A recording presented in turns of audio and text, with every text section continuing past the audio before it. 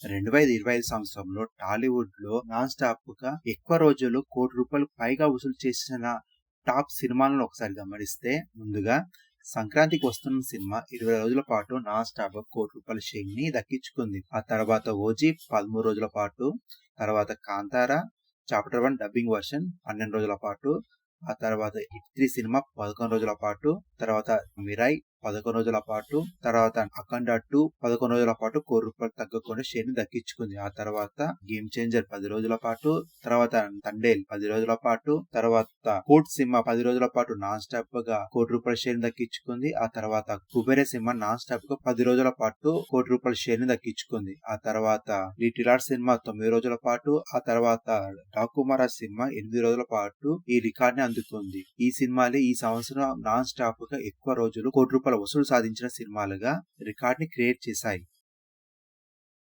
మరిన్ని latest news కోసం ఛానెల్‌ని subscribe చేసుకొని పక్కన బెల్ బటన్‌ని యాక్టివేట్ చేసుకోండి.